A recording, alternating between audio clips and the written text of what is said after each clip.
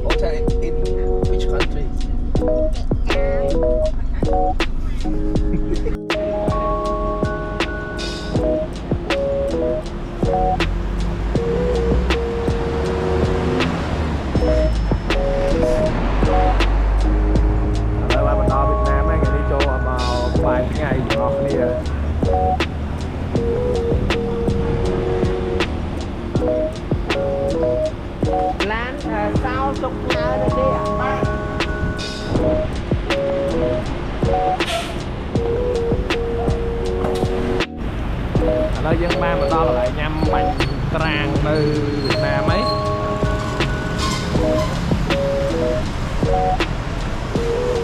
tiết chạm trông qua nó không bị nhâm tiền chơi nhâm sao đấy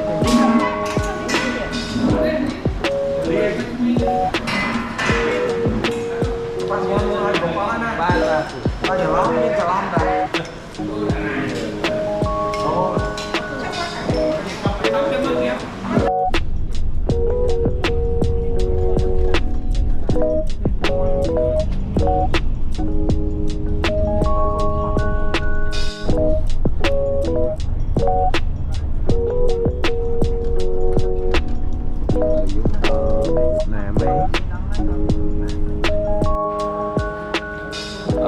lớn như mình lo ta nơi Hồ Chí Minh ấy anh chị mong bánh đỏ cói trong cái sân tầm tô chờ một đèn tô là trong tô ấy lên màu ấy đây để phòng check in sân. This is the Wi-Fi password. Which one is our Wi-Fi password? This is the Wi-Fi. Each room will have a different Wi-Fi password to use in the room. This is it. And I'll start to escort you to the room. Okay.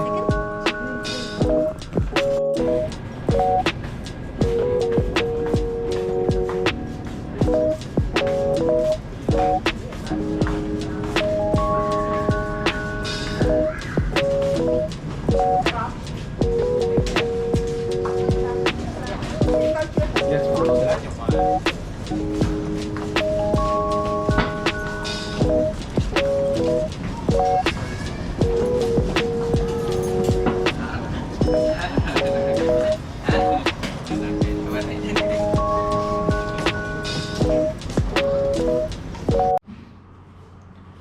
ូវពួកយើងបានមកដល់អូតែលក្នុងបន្ទប់អីនៅ Somerset ហូជីមិញហើយឥឡូវយើងមាន3បន្ទប់ហើយពួកហ្នឹងដេកជាតិគ្នាផងអីផងឥឡូវនឹងម៉ែម៉ានេះនៅសល់ hotel មួយទៀតហើយនៅបន្ទប់លើថែម extra bed 2ទៀតហើយមកដល់ទីក្រុងហូជីមិញនេះរៀងមើលទៅដូចជារៀងញ៉ៃដូចស្រុកខ្មែរយើងដែរវាម៉ូតូច្រើនអីច្រើនម៉ូតូច្រើនបើកបរញ៉ៃច្រើនប៉ុន្តែប្លែកម្យ៉ាងដែរតែប្រទេសគេវាអភិវឌ្ឍជាងប្រទេសយើងប៉ុន្តែខ្ញុំជឿថារបៀបរបបគេវាដូចជារបៀបរបបយើងដែររបៀបរបបការរកស៊ីចរាចរណ៍ផ្លូវថ្នល់អ្វីៗហ្នឹងប៉ុន្តែយើងអត់ទាន់ដឹងឲ្យចាំមើលពេលល្ងាចយើងដើរទៅទៀតឥឡូវតិចទៀតយើងទៅមើលពួកហ្នឹងគាត់នឹងធ្វើឲ្យខ្លះអូខេ7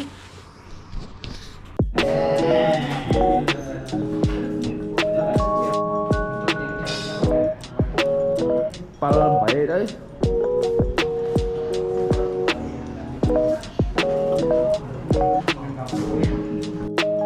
នេះឥឡូវបាត់ភ័ក្រយើងមកម្នាក់ទៀតហើយមានតំណែងល្អមួយចុះទៅពលានមិញឥឡូវគេបន្លំលុយអស់ម៉ាន20 លាន20អត់ទេ20 លានដុំហ៎20 លានដុំហើយពេលអញ្ចឹងឥឡូវលើកទី1មកសងមេផង Oh my god វៀតណាមទៅគាត់20 លានដុំឥឡូវទៅហើយទៅភ្នំមួយហើយឥឡូវចេញទៅញ៉ាំបាយហើយ continue trip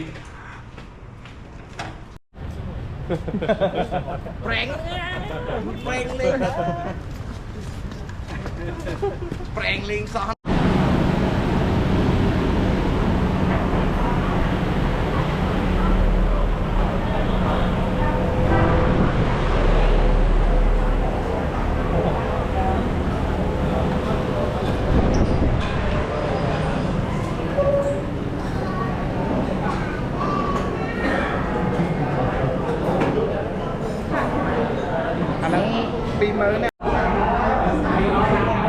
đây mà hộp nơi Việt Nam order này.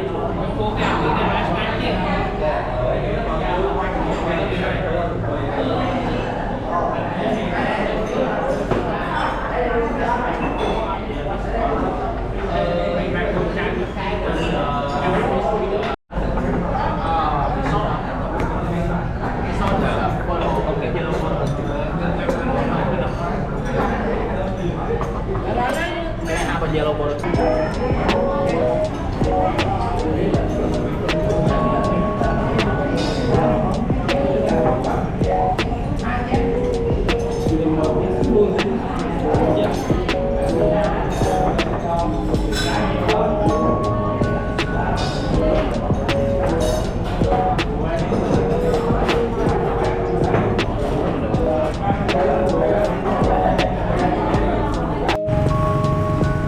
Này lại đấy nhà này bài ghế ngay khoang một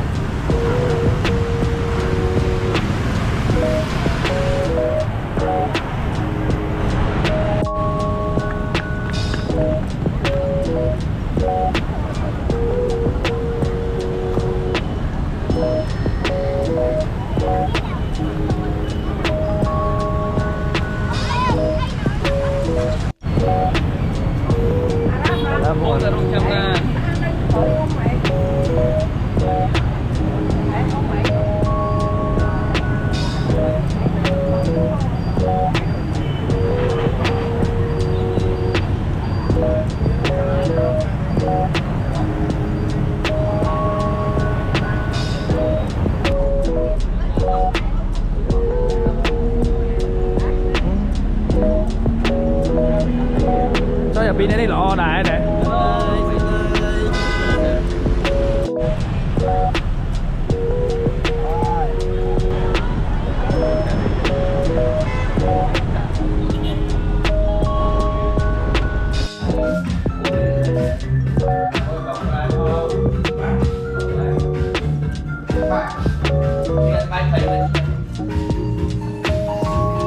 đây đâu là ăn cái Yeah, wow. Ôi trời ơi. Ôi trời.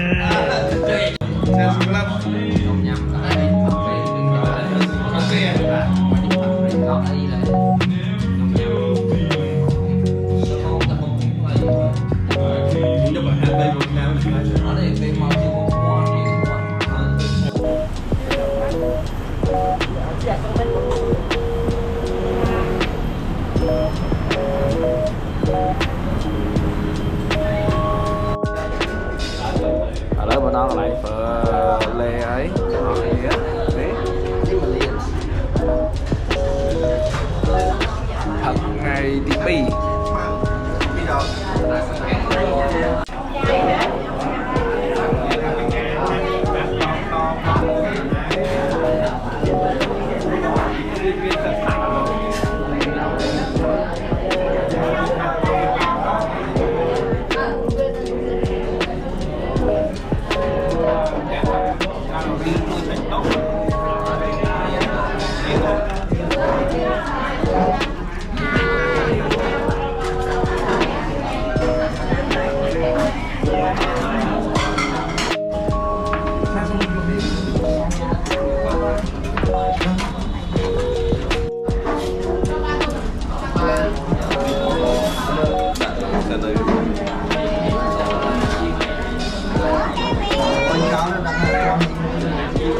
quay chào ở đây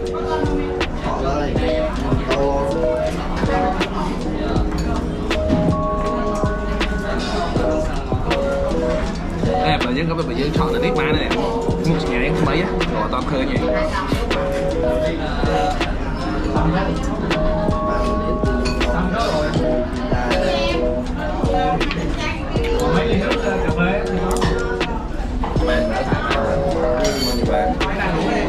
xì phở là phở mát này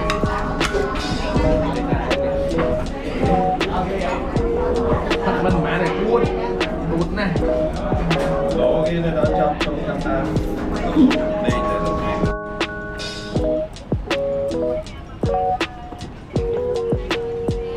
anh nói mà đó bookstore book street nơi Việt Nam này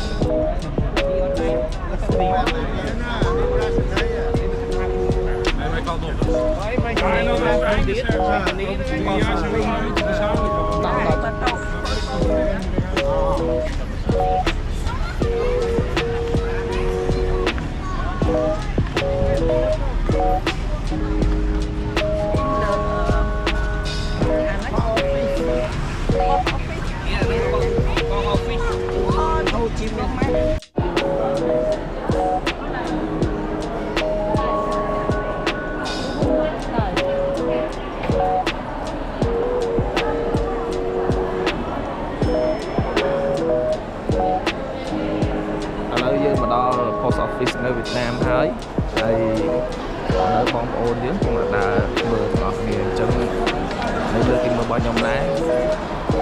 đây khơi nơi khơi ai chỗ lấy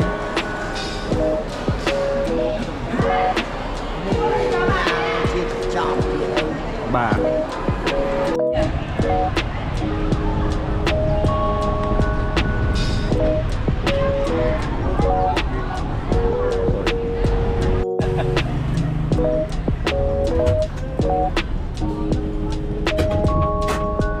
lỡ chị tới bên này cái đĩa thật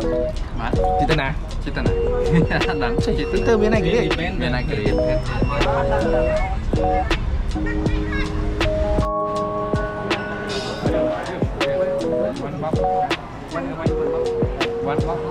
bao nhiêu? Đợi chút xíu em lấy cái hộp để chọn. Cái này là đi phi lần về chỗ mà xa bên thanh tinh hồ tinh phê tinh tài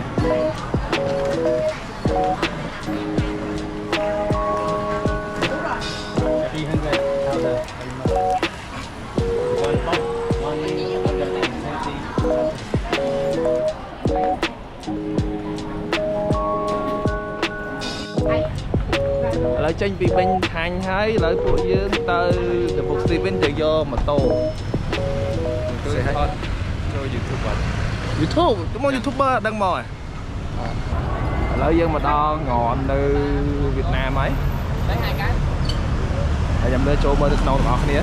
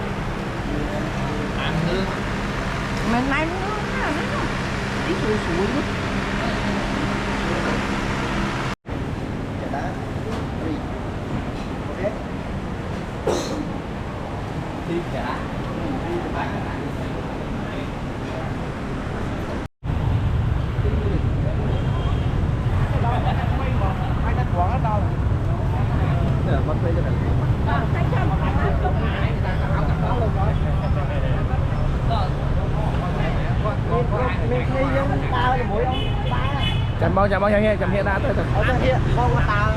ដើរហៀទីអីចាំនេះបាទ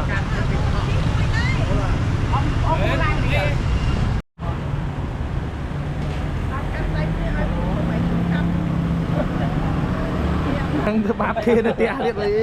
ចេះតែមានមក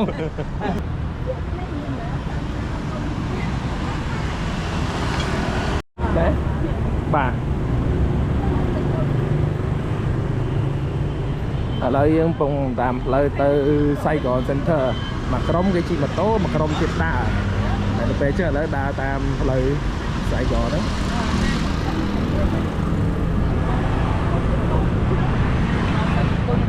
ឆ្លងគេឲ្យខំដល់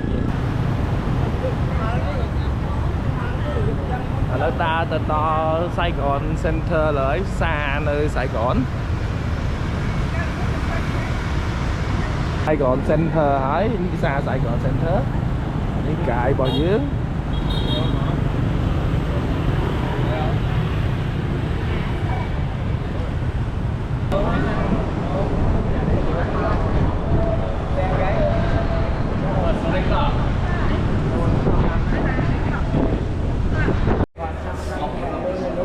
យើងមកដល់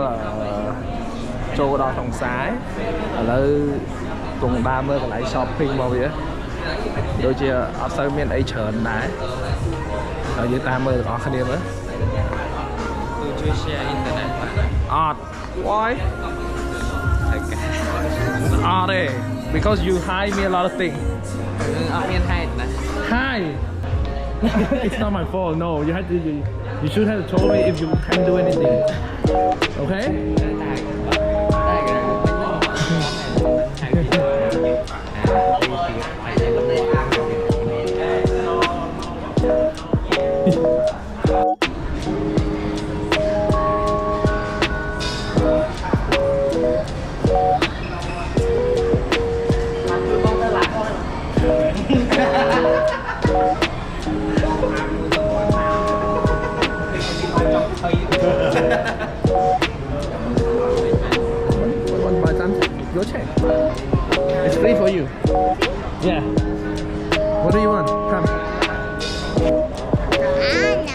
It's free for you. I give you free.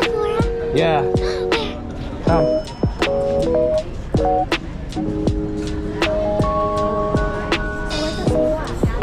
Hả? Sephora.